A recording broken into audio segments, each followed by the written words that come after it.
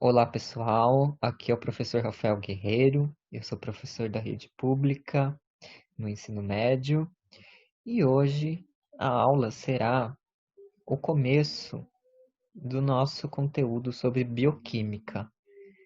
Mais especificamente, hoje eu vou falar sobre a composição dos seres vivos no que diz respeito às substâncias inorgânicas, além de uma introdução tal que seria a bioquímica e conceitos básicos que a gente precisa revisar lá da própria química mesmo, tá certo? Não esqueça de curtir o canal, seguir, para que você possa receber aulas futuras. Mais um aviso da gente começar é que se você achar que o meu ritmo é muito diferente do que você prefere, você pode alterar a velocidade de reprodução do vídeo. Aí no canto inferior direito, você tem as configurações e pode alterar então a velocidade do vídeo. Tá certo? Então vamos começar. Então, para a gente começar, eu trouxe aqui, relembrando, os níveis de organização da vida. Tá? Então, se a gente pega um organismo qualquer, aqui um exemplo, né, está sendo um lobo-guará, e a gente começa a olhar o que constitui esse organismo, a gente vai vendo que ele se constitui primeiramente de vários sistemas, certo? Cada um desses sistemas vai ser composto por vários órgãos. Cada um desses órgãos será composto por vários tecidos. Os tecidos nada mais são do que conjuntos de células que vão desempenhar uma mesma função. A célula ela é formada por várias organelas e uma organela é formada por várias moléculas que, por sua vez, são formadas por vários átomos. Então, se a gente vai reduzindo a nossa escala de observação, a gente chega lá no átomo, que é aqui para a gente, tá? A menor parte dos seres vivos. Claro que hoje em dia a gente sabe que existem partes que compõem o átomo, né? E a gente consegue diminuir ainda mais essa escala, mas para a gente aqui na biologia a gente chega até o nível de átomo.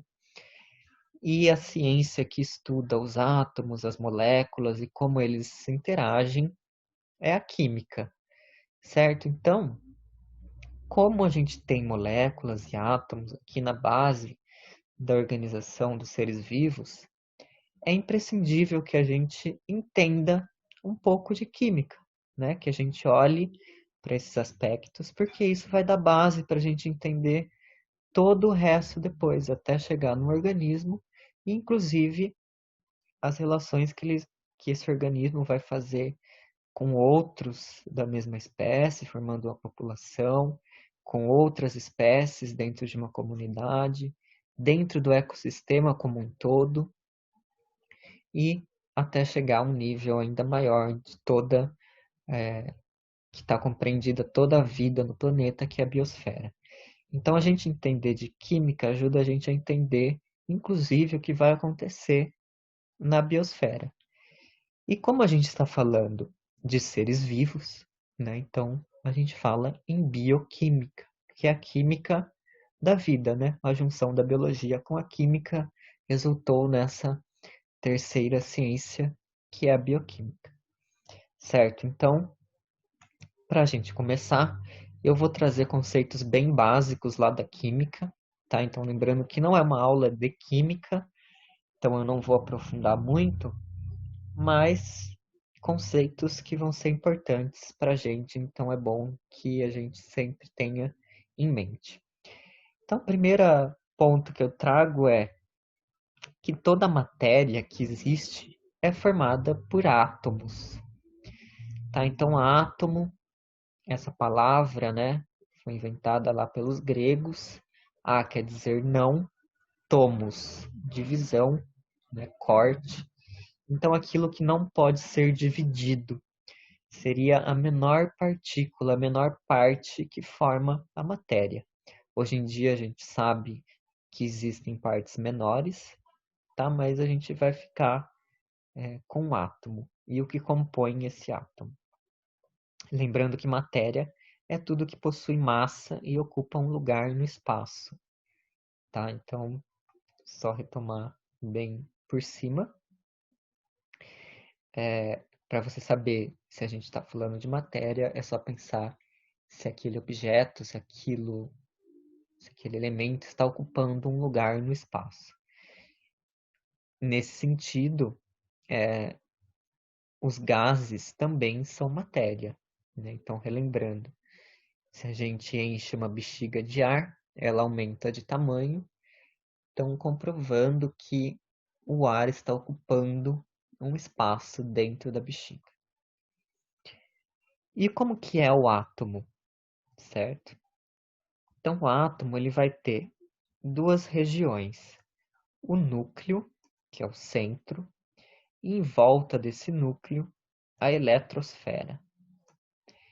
Então, a eletrosfera é como se fosse uma nuvem em torno desse núcleo, na qual elétrons ficam orbitando, girando em volta desse núcleo. Aqui essa imagem é uma representação, mas a gente sabe que os elétrons eles estão orbitando em vários sentidos, em várias direções em torno desse núcleo, e não órbitas tão regulares como nessa imagem. Então acaba formando uma nuvem mesmo em torno desse núcleo. O núcleo, por sua vez, ele é formado por nêutrons e prótons, certo? Os elétrons, eles têm carga negativa e os prótons têm carga positiva. Os nêutrons, como o nome diz, vão ter carga neutra. Eles não têm uma carga nem positiva nem negativa. Existem ao todo 118 tipos diferentes de átomos, tá? E esses átomos eles são listados na tabela periódica, né? Que é essa tabela aqui. Cada tipo de átomo corresponde a um elemento químico. E a diferença entre esses elementos está no tamanho do núcleo, ou seja, o número de prótons que tem aquele átomo. Então, gente, quando a gente olha aqui a tabela periódica, a gente vai ver que cada elemento que é representado por um símbolo, tá? que é uma ou duas letras, cada elemento vai ter um número atômico. E esse número é a quantidade de prótons que existe no núcleo. Então, se eu pegar um átomo que tem somente um próton no seu núcleo, ele corresponde ao elemento hidrogênio, cujo símbolo é H. Se eu pegar um átomo, vou pegar aqui outro qualquer aleatório de exemplo, que tenha o número atômico 30, significa que ele tem 30 prótons no seu núcleo, e esse elemento corresponde ao zinco, cujo símbolo Zn. Então, sempre o que vai determinar qual elemento químico a gente está falando é o número de prótons. O número de elétrons e de nêutrons pode variar. Então, no mesmo elemento pode ter diferentes números de nêutrons e elétrons, mas sempre o mesmo número de prótons. Porque se eu mudo o número de prótons, eu mudo de que elemento eu estou falando, tá certo? Um átomo, raramente ele vai estar isolado, sozinho, tá? Ele vai se ligar a outro. Quando ele se liga a outro átomo, ele forma substâncias ou compostos. De uma forma geral, os átomos eles sempre vão buscar uma estabilidade tendo 8 elétrons na órbita mais externa. Então, como eu falei, né, em volta do núcleo de um átomo existem os elétrons ali girando, orbitando. Então, para que um átomo fique estável, ele precisa de 8 elétrons na sua órbita mais externa, mais de fora. É como se fossem várias camadas, certo? E a camada mais de fora precisa ter 8 elétrons. Isso a gente chama de regra do octeto. Eu posso pegar o elemento oxigênio e olhar para um átomo isolado, tá? Cujo símbolo é a letra O. Mas raramente ele vai estar isolado dessa forma na natureza. Muito provavelmente ele vai estar ligado a um outro átomo de oxigênio, formando então uma substância que é o gás oxigênio. Tá? Então, existe uma diferença entre eu falar o elemento oxigênio, que aí eu estou me referindo a um tipo de átomo, do que eu falar gás oxigênio, que aí eu estou falando de uma substância que é formada por dois átomos de oxigênio ligados. E a gente sempre representa uma substância com uma fórmula química. Então, aqui no caso, O2. Então, o número que vem depois da letra significa quantos átomos daquele elemento eu tenho naquela substância. Os átomos, eles podem se ligar de três formas diferentes. Então, a gente tem três tipos de ligações químicas. Essas ligações podem ser, né, ligações iônicas, covalentes ou metálicas. Eu vou falar mais sobre a ligação iônica e covalente, tá? A metálica a gente não vai abordar nessa aula. Então, o que seria uma ligação iônica? Então, como eu falei para vocês, os átomos, né, eles tendem a uma estabilidade ficando com 8 elétrons na sua última camada. No caso do sódio, a gente vê que existe um elétron na última camada. A camada mais abaixo já tem 8 elétrons. Então, se a gente pensa, né, é muito mais fácil ele perder esse elétron a mais do que ganhar 7 elétrons. Então, é isso que ele vai acabar realizando na interação com outros átomos. Tá? Então, por exemplo, aqui já no caso do cloro, o cloro tem 7 elétrons na última camada. Ou seja, é mais fácil ele ganhar um do que perder 7 elétrons. Então, o sódio e o cloro vão se ligar de modo que o sódio transfira esse elétron para o cloro.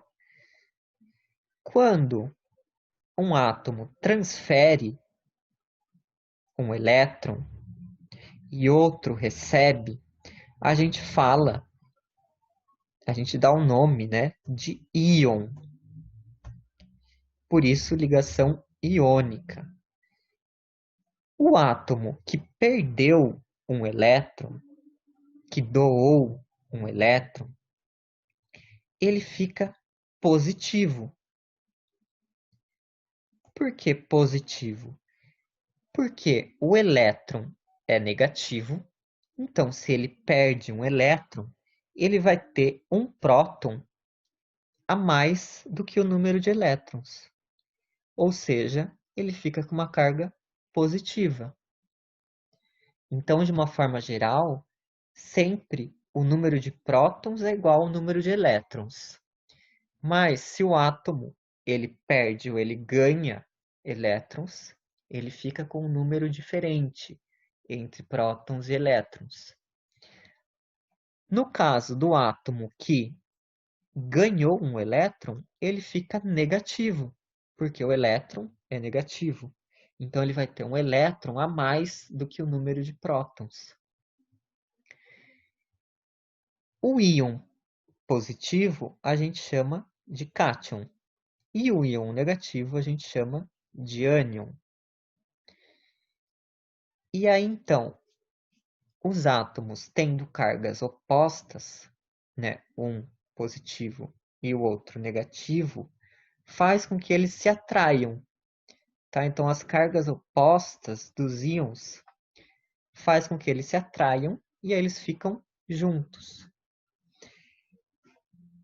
E aqui nesse exemplo, né, eu trouxe imagens, né, do que seria o sódio puro, que é um metal, o cloro puro, que é um gás esverdeado, e os dois juntos, quando eles se ligam, eles formam outra substância, que é o cloreto de sódio, que nada mais é do que o sal de cozinha, o sal que a gente usa para temperar o nosso alimento.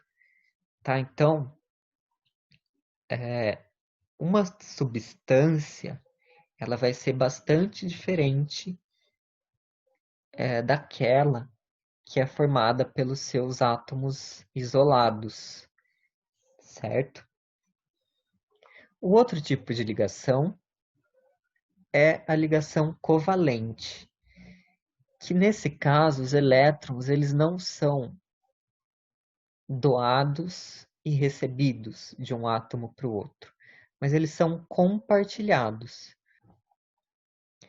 Então, o átomo compartilhado ele passa a fazer parte das duas eletrosferas, tá? E não, ele não passa para a eletrosfera do outro átomo.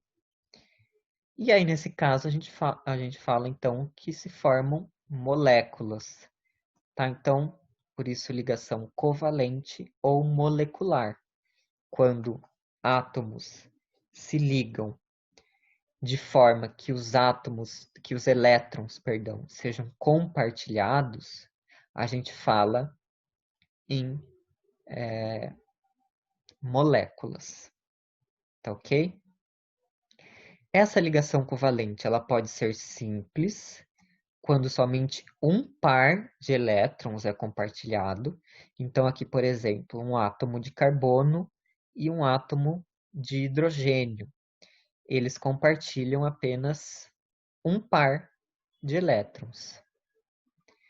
O hidrogênio, ele é a exceção. Ele só precisa de 2 elétrons na sua última camada para ficar estável. Ele já tem um naturalmente, compartilhando mais um que vem do carbono, ele então consegue esses 2 elétrons. Uma ligação covalente ela também pode ser dupla, quando aí a gente tem 2 pares de elétrons que são compartilhados. Então aqui, por exemplo, o carbono e o oxigênio, eles vão compartilhar 2 pares de elétrons. E aí nós representamos, né, a molécula quando a ligação é simples com um único traço e quando a ligação é dupla com 2 traços. Então aqui eu trouxe um exemplo de uma molécula. Né? As moléculas podem ser bem grandes, conter muitos átomos. Aqui nesse exemplo é a molécula de glicose, tá? Que é um tipo de açúcar. Ela é formada por 6 carbonos, 6 átomos de carbono, 12 átomos de hidrogênio e 6 de oxigênio. Como aqui, né, hipoteticamente, eu coloquei 4 moléculas, eu represento essa quantidade de moléculas colocando um número na frente da fórmula. Então, esse 4 aqui na frente significa então que eu tenho 4 moléculas de glicose aqui nessa imagem, tá? Se eu tenho 4 moléculas de glicose, significa que eu vou ter quantos átomos de carbono? É só eu multiplicar 4 vezes 6, ou seja, 24 átomos de carbono. 24 átomos de oxigênio. E de hidrogênio, eu vou ter 4 vezes 12, 48 átomos de hidrogênio. Uma substância, ela sempre vai poder reagir com outra, né, formando outras combinações de átomos. Então, um átomo que pertencia a uma substância pode passar para outra e vice-versa. E esse processo a gente chama de reação química. Então, aqui são algumas imagens, né, de reações químicas que são bastante visíveis, né? Elas têm então, cores diferentes, né? Surgem outras substâncias muito diferentes das originais. E uma reação química, ela pode tanto liberar quanto consumir energia. Se ela libera energia, a gente fala que é uma reação exergônica. Se ela consome energia, ou seja, se ela precisa de energia para acontecer, a gente fala que é uma reação endergônica. Nos seres vivos, o tempo todo estão ocorrendo reações químicas, tá? Porque as substâncias elas vão estar interagindo entre elas e formando outras substâncias. A gente só não percebe tanto, né, que essas reações estão ocorrendo, mas nesse momento mesmo, dentro do seu corpo estão ocorrendo centenas de milhares, né, milhões, até mais do que isso, de reações químicas. Para que você esteja vivo, né, para que você esteja me ouvindo e assim por diante.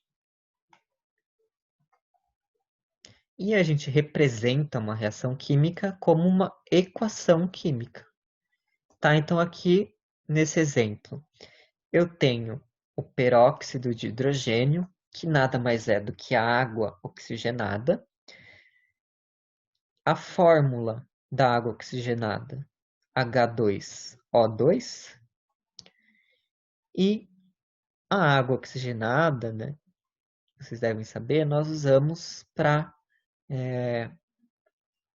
desinfetar ferimentos. Quando a gente coloca a água oxigenada num ferimento, vocês já devem ter observado que começa a borbulhar, né, sair bolhas.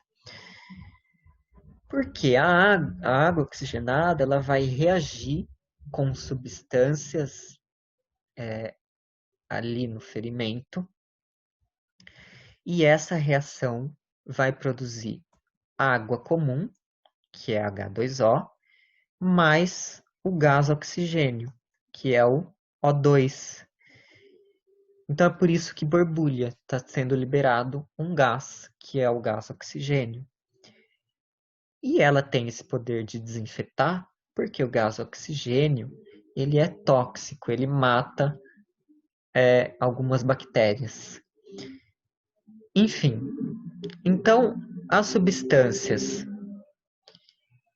que vão se decompor para formar outras são chamadas de reagentes. Elas são as que reagem entre si.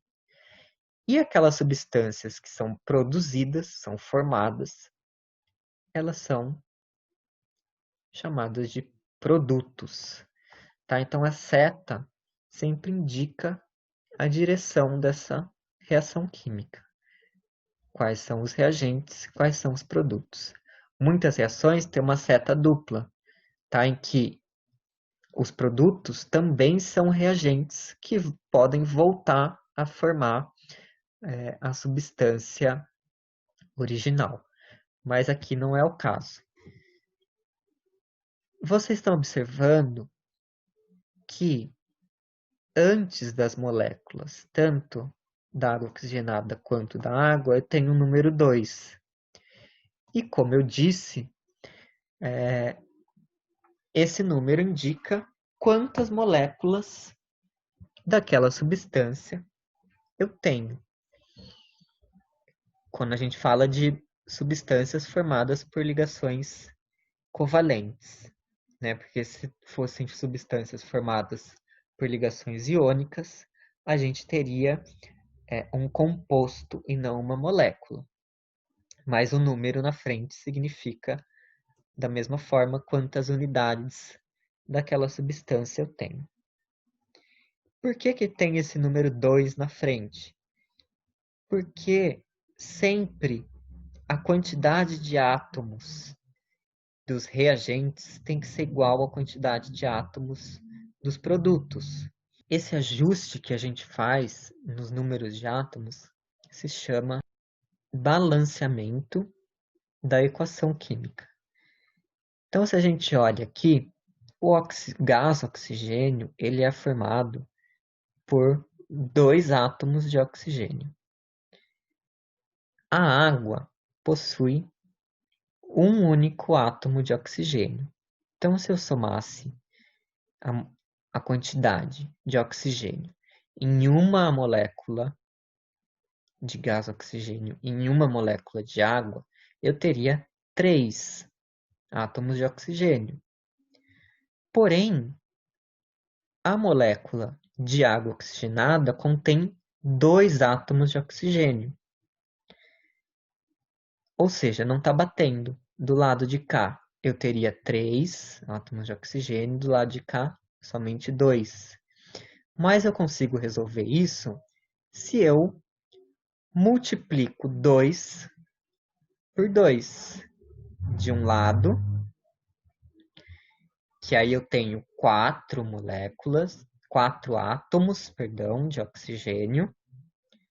E se eu multiplico 2 por 1 aqui e somo com 2, eu obtenho 4 átomos de oxigênio do lado de cá da seta também.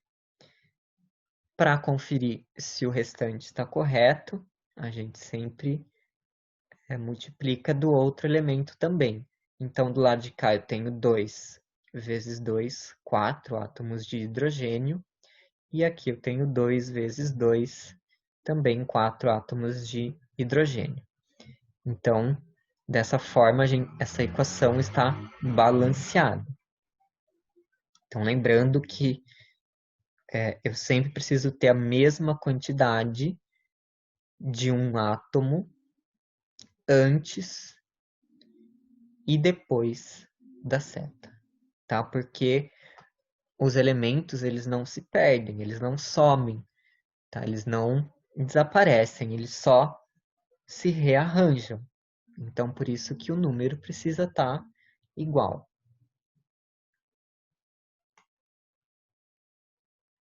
Bom, feita essa revisão bem sucinta de alguns conceitos lá da química, a gente pode então falar da bioquímica, que vai ser a área da biologia que vai estudar a composição, ou seja, quais substâncias estão presentes num ser vivo e quais as reações que ocorrem nesses seres vivos. Então, o primeiro conceito que eu trago é o seguinte, que o conjunto de todas as reações que ocorrem em um organismo chama-se metabolismo. Tá? Então, aquelas centenas de milhares, milhões de reações que estão ocorrendo dentro do nosso organismo, a gente chama de metabolismo. Ou seja, é o funcionamento daquele organismo. No metabolismo, existem dois tipos de reação. Aquelas que são de síntese. Síntese significa produção, construção, formação. Que aí a gente fala que são reações anabólicas e reações de degradação, de decomposição, tá? E aí a gente fala que são reações catabólicas. Então, o metabolismo, ele vai ser formado pelo anabolismo, que são essas reações, então, de formação, e pelo catabolismo, que são as reações de degradação. Então, no anabolismo, a gente tem moléculas simples com o consumo de energia, então uma reação endergônica. A gente constrói moléculas mais complexas, maiores, enfim. E o catabolismo é o contrário. Então, a gente tem moléculas complexas, grandes, e elas são quebradas em moléculas menores, e aí ocorre a liberação de energia, ou seja, são reações exergônicas.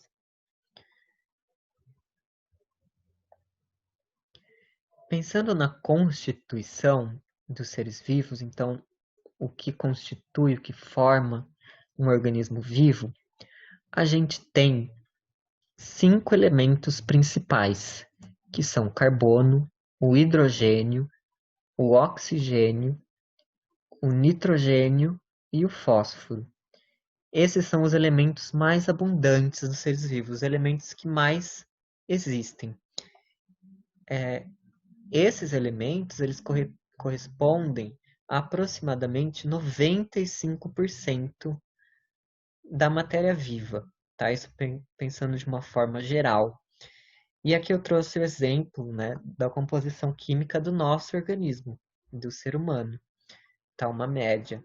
Então a gente vê que o elemento que mais existe, né, em quantidade no nosso corpo é o oxigênio, seguido pelo carbono, depois hidrogênio, nitrogênio e só depois outros elementos, né, em menor quantidade, e alguns elementos que a gente chama de elementos traço, ou seja, porque eles têm realmente muita pouca quantidade, né, menor que 0,01% dos elementos que compõem o nosso corpo são dessa lista que eu trouxe aqui. Tá? Então, se a gente soma todos os elementos que são essenciais, ou seja, todos esses elementos, eles precisam estar no nosso corpo, né? Eles fazem parte do nosso corpo, naturalmente.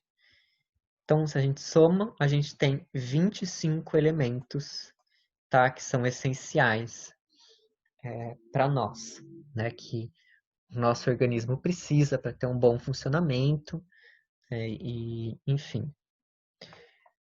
Mas vocês lembram lá, quando eu falei da tabela periódica, que ao todo existem 118 elementos químicos, né? Desses 118,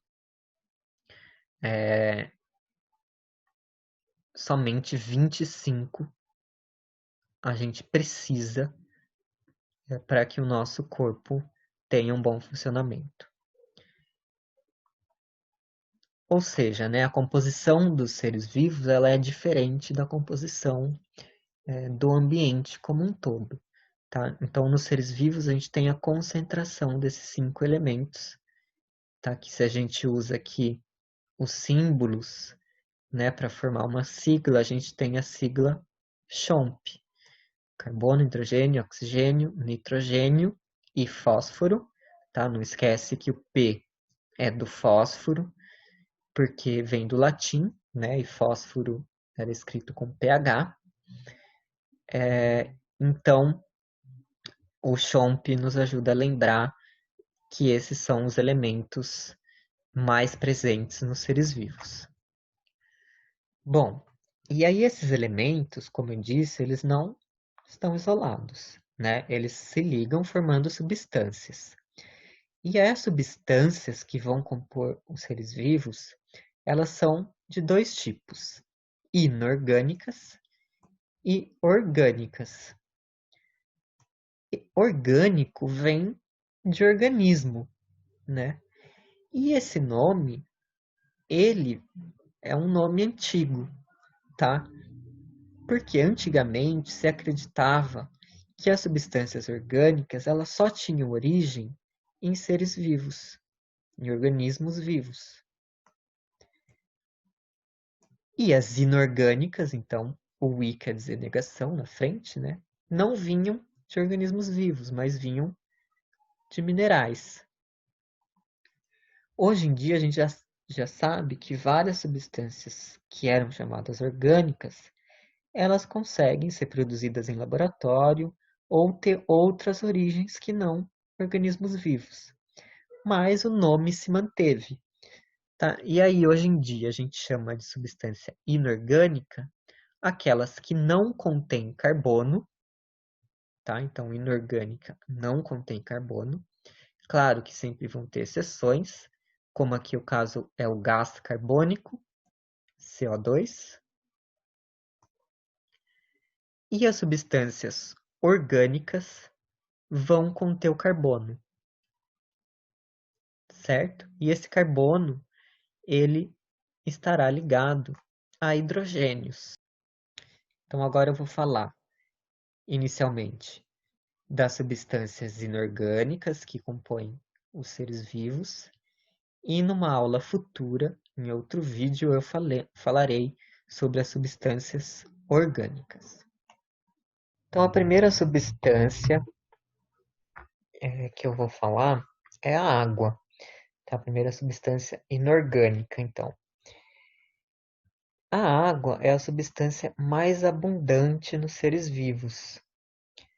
Tá? E ela é essencial para a sobrevivência, para que a vida exista como a gente conhece. Tá? Foi inclusive, né, embaixo da água que a vida surgiu no planeta. Tá? Então, a água é uma substância muito importante, por isso eu vou falar bastante sobre ela. Tá?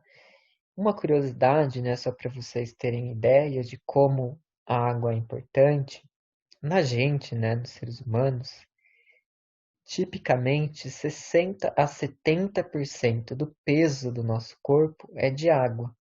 Né? O cérebro é cerca de 70%, o sangue 80% e os pulmões quase 90% água.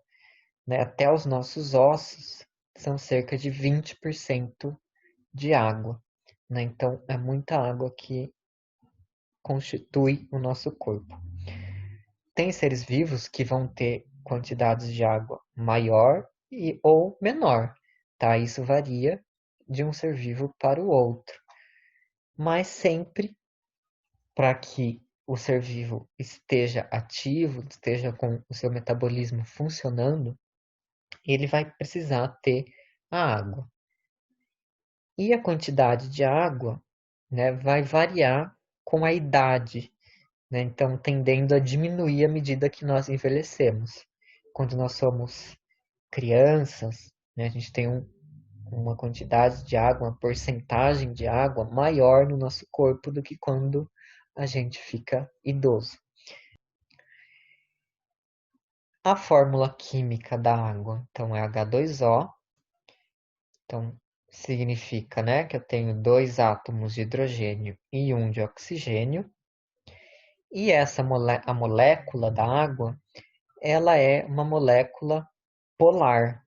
O que isso quer dizer? Né? Então, se a gente olha aqui a molécula, eu tenho o átomo de oxigênio ligando-se de forma covalente, né? Então, lembrando, covalente, eles compartilham elétrons com dois átomos de hidrogênio. Quando esses átomos se ligam dessa forma, o oxigênio ele vai atrair os elétrons, ficando parcialmente negativo, porque o elétron é negativo. O hidrogênio, por sua vez, vai ficar então parcialmente positivo, porque os elétrons estarão mais próximos do oxigênio.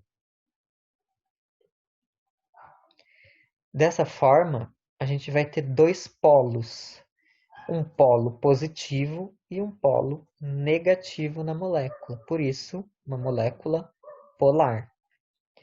Então, é como se ela tivesse um lado negativo e um lado positivo. Como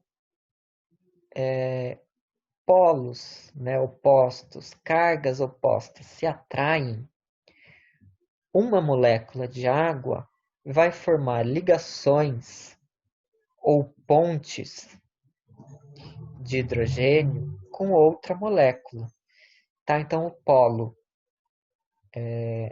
positivo de uma vai formar uma ligação, vai ser atraído pelo polo positivo, negativo, desculpa, da outra molécula. Então, todas as moléculas acabam se atraindo. Tá? Isso vai ser muito importante para a gente entender várias características e propriedades da água.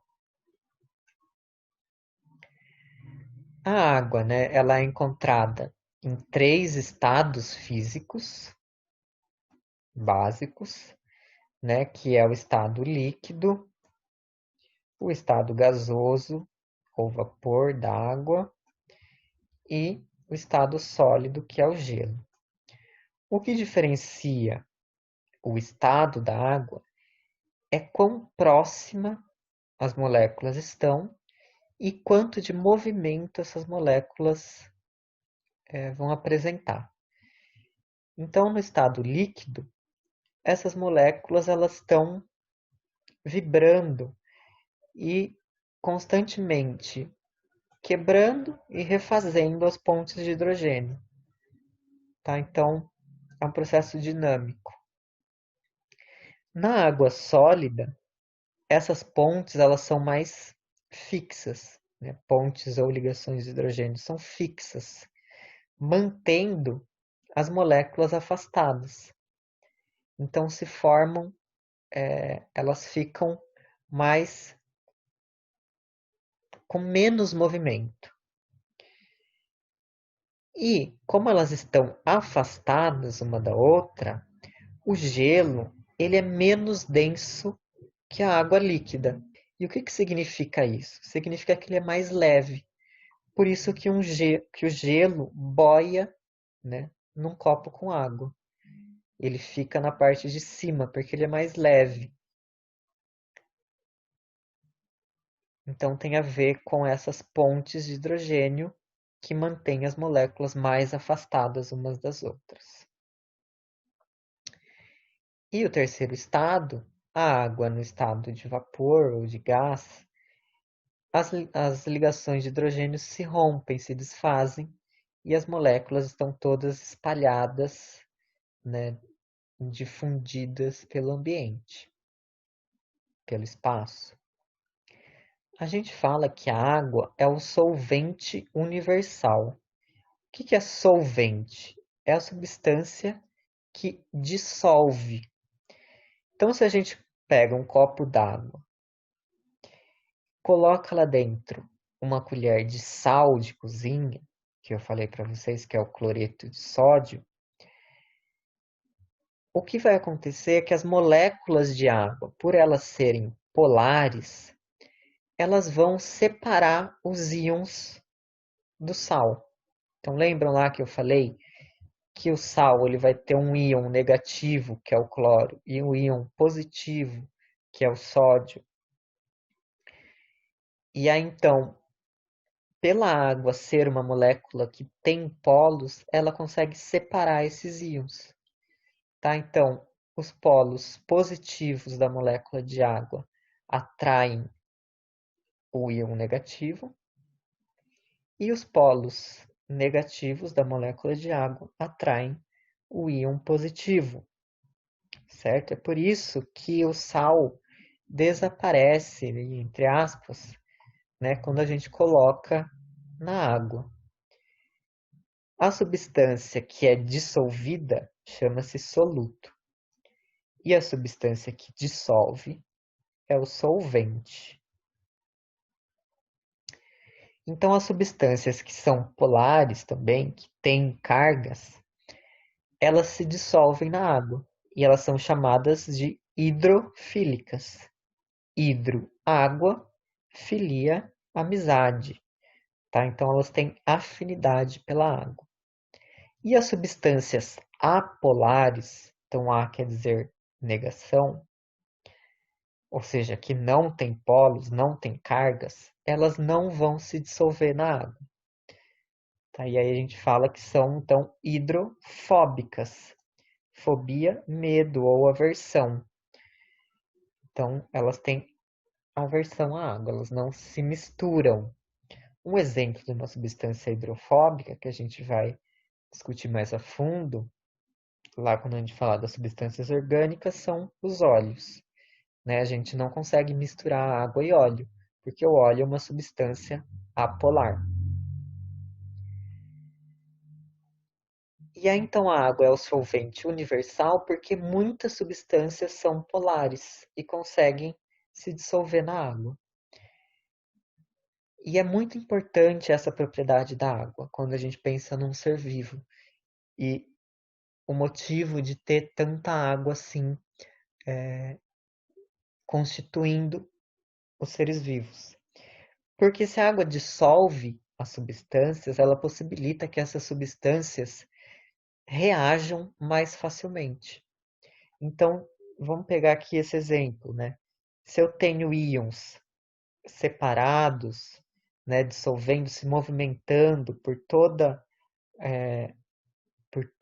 esse volume de água, significa que eles vão ter mais probabilidade, mais chance de encontrarem outras substâncias, outros íons e formarem outras substâncias, do que se eles estão presos num cristal, né, de sal, por exemplo.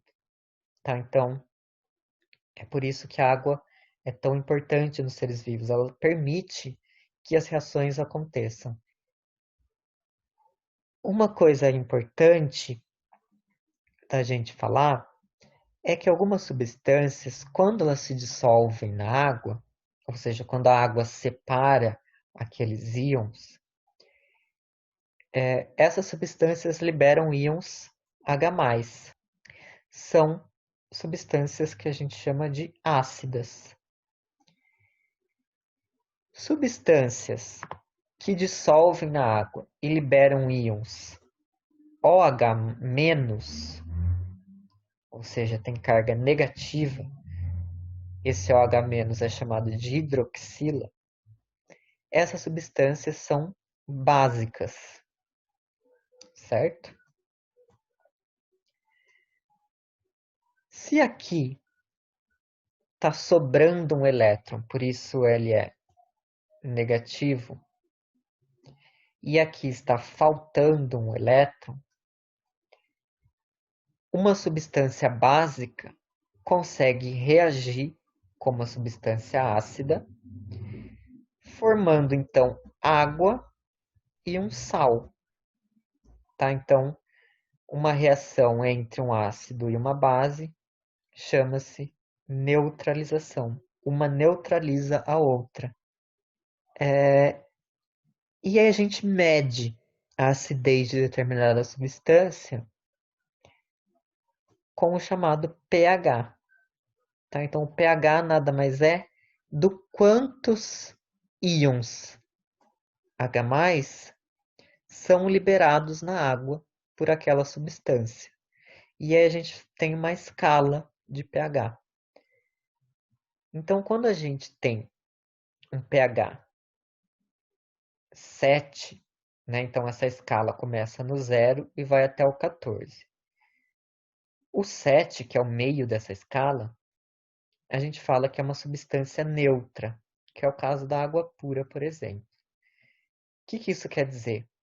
Que a quantidade de H+ que é liberada vai ser igual à quantidade de OH- que tem ali naquela solução.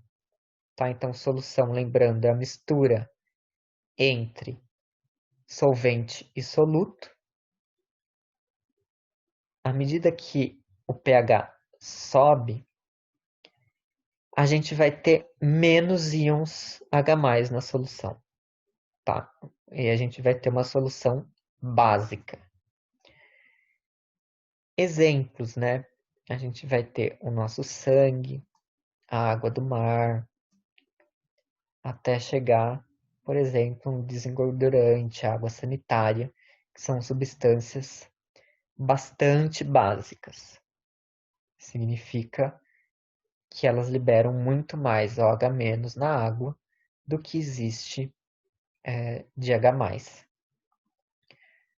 Quando a gente abaixa o pH, a gente tem soluções ácidas. Tá? Então, quanto menor o pH, mais ácida é aquela substância. Tá? Aqui a gente vai ter a urina, por exemplo, um pH 6, o café, tomate, né? Até chegar, por exemplo, no ácido do nosso estômago, que ele é bastante ácido.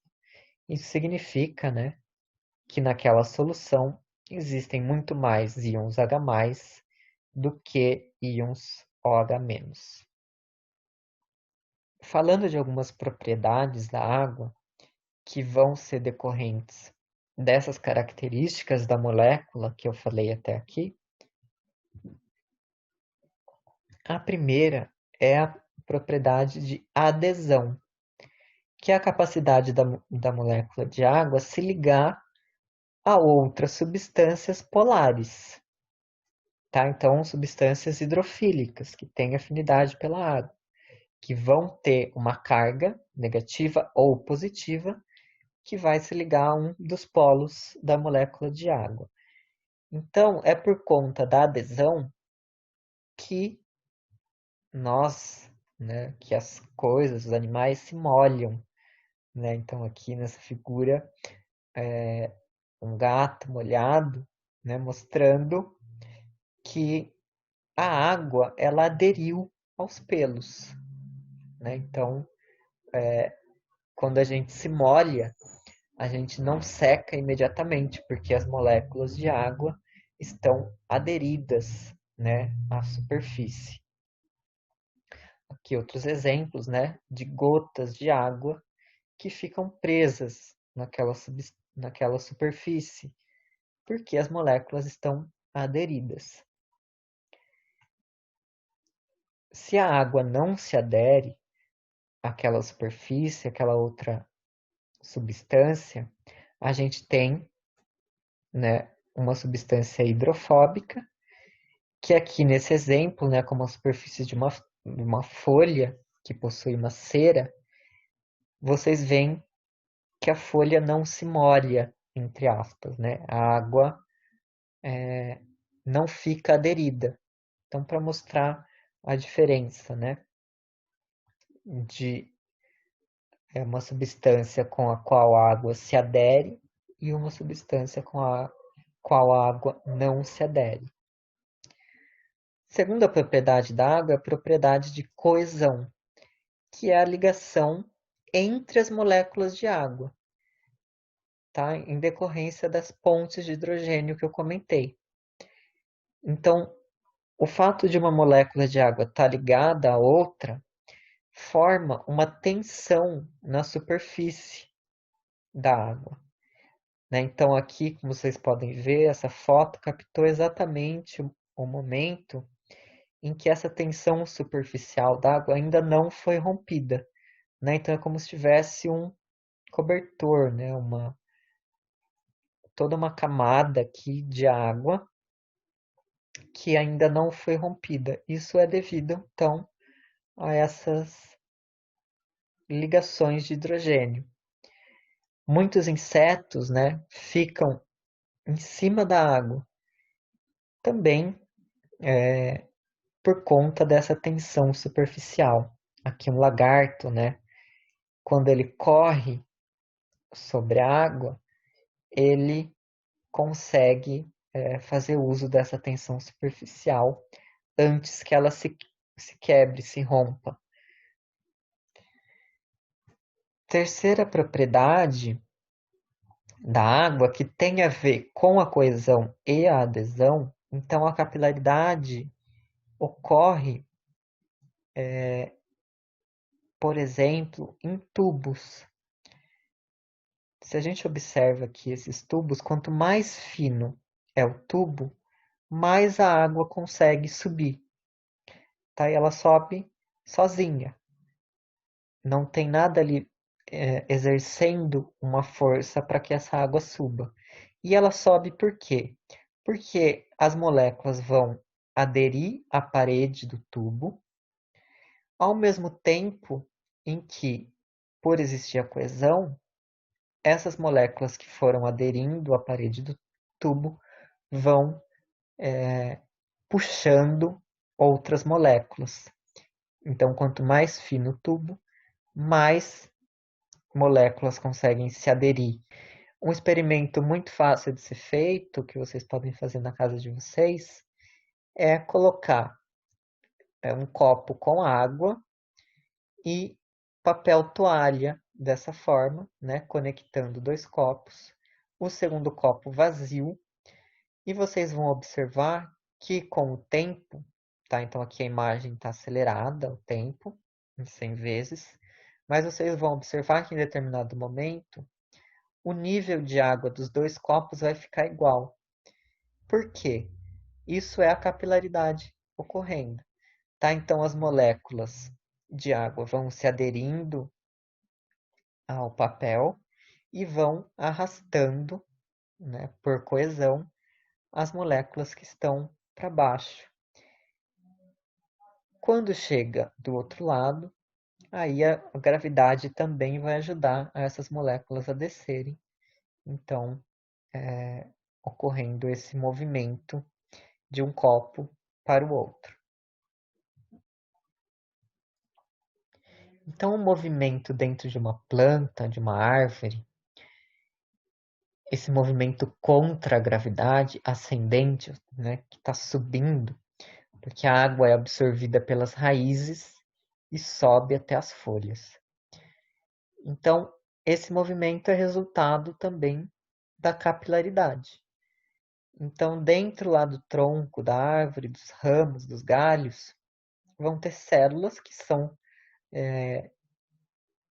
como se fossem pequenos tubos microscópicos, né? A gente não enxerga a olho nu, mas são tubos muito finos, nos quais as moléculas de água vão se aderindo e, ao mesmo tempo, vão, pela coesão, puxando as moléculas que estão para baixo, né? E isso forma uma coluna, né? Uma corrente contínua de moléculas de água até o topo.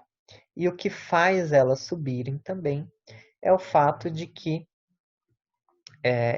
existe menos água na atmosfera, no ar, e isso funciona como se fosse uma força de sucção.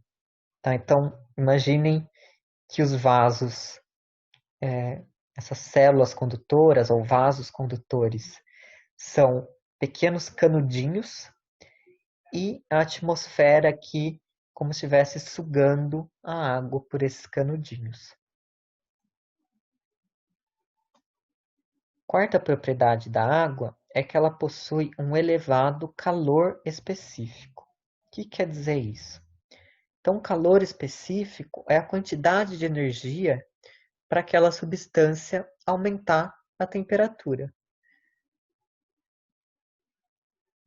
E a água, ela precisa de muita energia para que a sua temperatura aumente. Ou seja, ela tem uma tendência a conservar a sua temperatura. Ela muda menos de temperatura. Isso a gente consegue observar facilmente num dia ensolarado que a gente vai até uma piscina. No início do dia, a água ela é muito mais fria do que o ambiente, certo? Ela demora para esquentar. Quando chega no final desse dia e anoitece, a gente percebe que a água ela está mais quente que o ambiente. Porque assim como ela demorou mais para esquentar, ela demora mais para perder esse calor também. Tá? E o calor nada mais é do que energia. essa propriedade da água faz com que a transpiração, né, que é o ato da gente suar, seja um mecanismo para reduzir a temperatura do nosso corpo.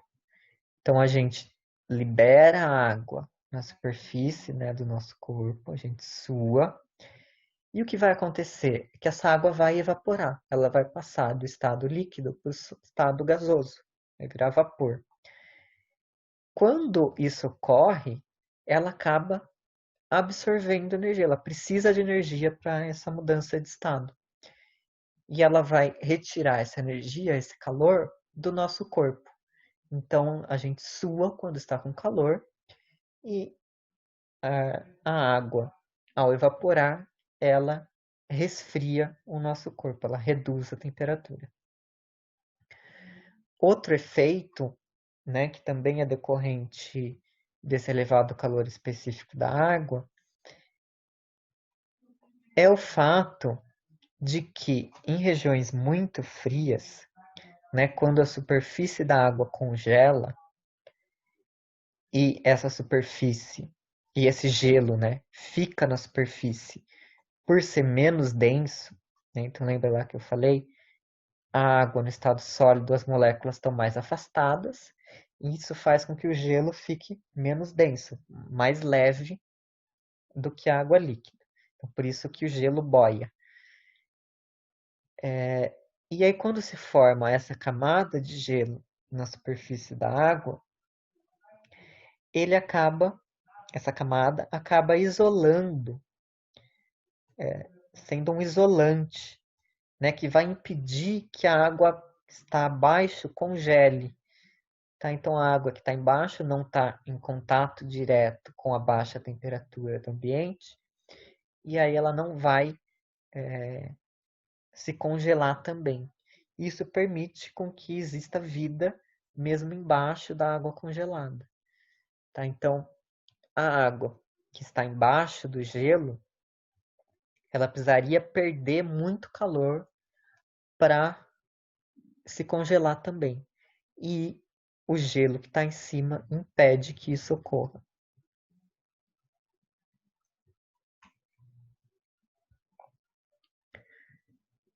Um segundo tipo de substância inorgânica que eu vou falar na aula de hoje, segundo e último, são os sais minerais.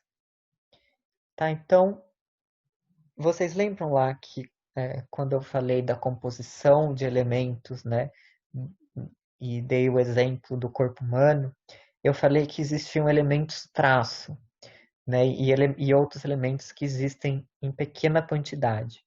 Esses elementos, eles são desses sais minerais, que geralmente vão estar dissolvidos na água, formando os íons.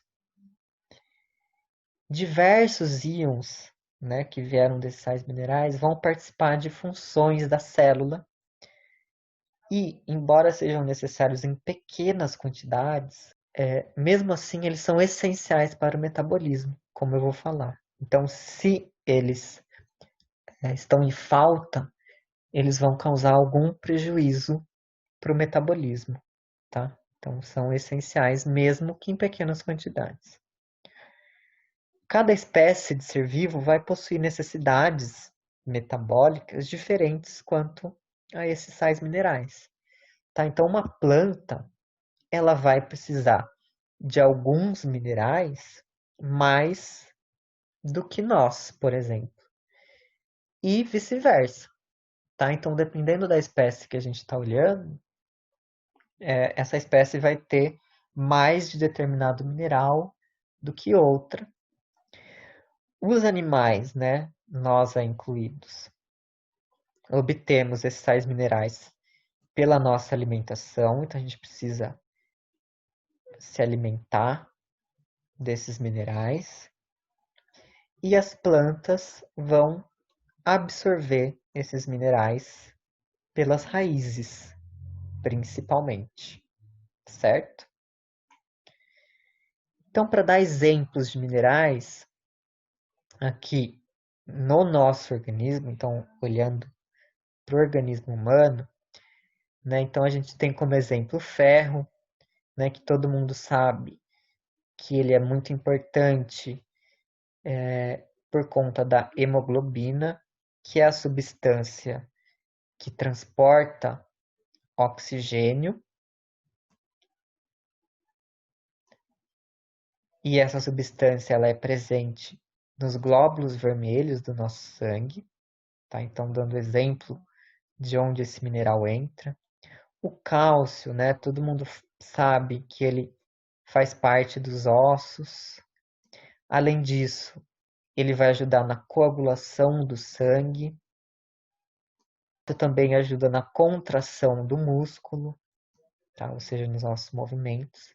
E a regulação de diversas outras funções celulares, que a gente vai ver mais para frente. O fósforo é outro mineral bastante presente em várias moléculas orgânicas e também moléculas que transportam energia, como a gente vai ver.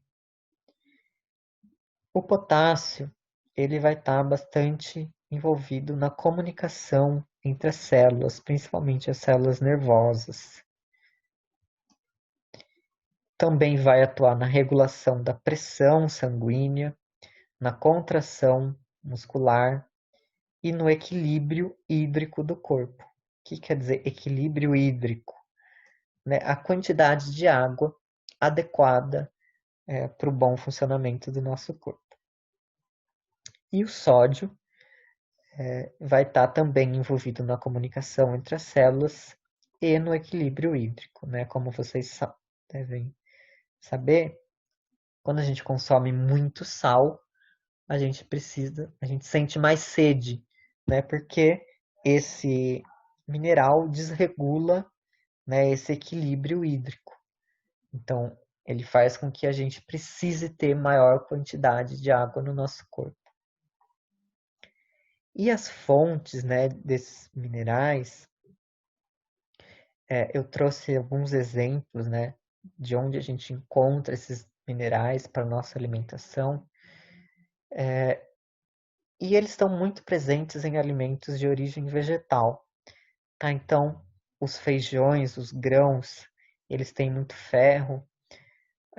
As sementes, né, como sementes de girassol, de linhaça, o gergelim, eles, elas vão ter muito cálcio, tá? E fósforo também. O potássio, acho que todo mundo já ouviu falar que tem muito na banana, né?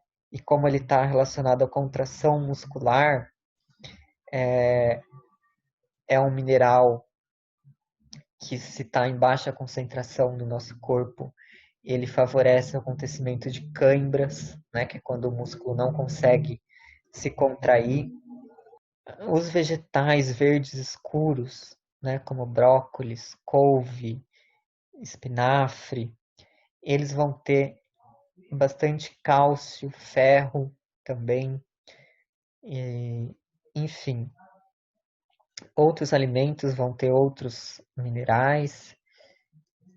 Os laticínios também têm minerais, enfim, as carnes.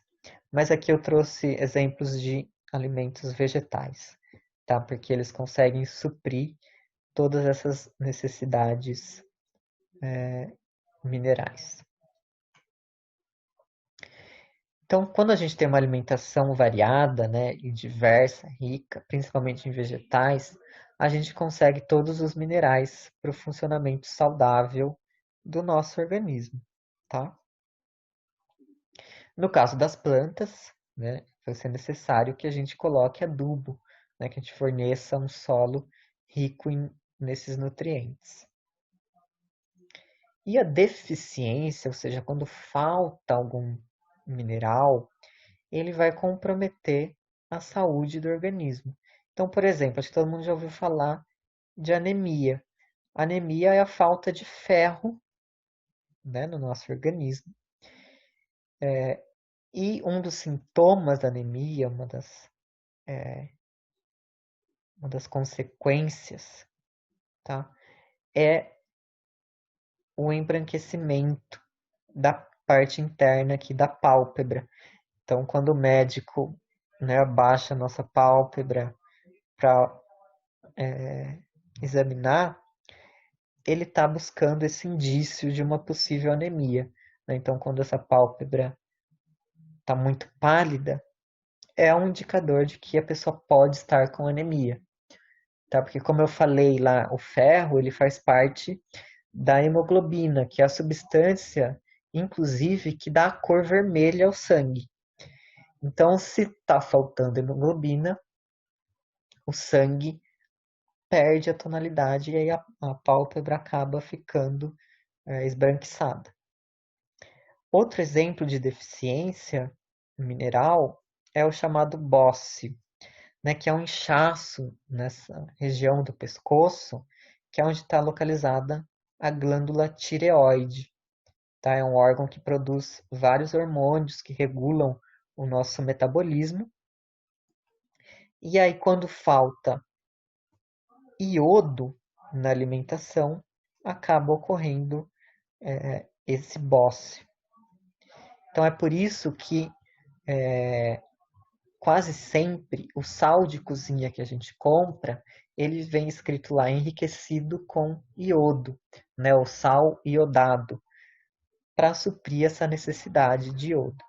Outras fontes, né, de iodo são os alimentos de origem marinha, né, algas, por exemplo, peixes, eles vão conter bastante iodo. E aqui um exemplo, né, de uma planta também apresentando uma deficiência mineral, que no caso, deficiência de magnésio. Então as folhas ficam todas amareladas, né, dessa forma, por conta desse mineral que está faltando.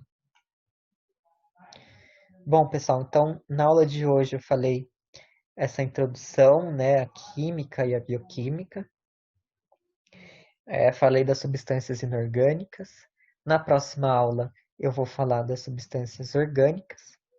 Espero que vocês tenham gostado. Não esqueçam aí de seguir o canal, né, para receber aulas futuras. Qualquer dúvida ou sugestão ou crítica, deixem aí nos comentários. E até a próxima.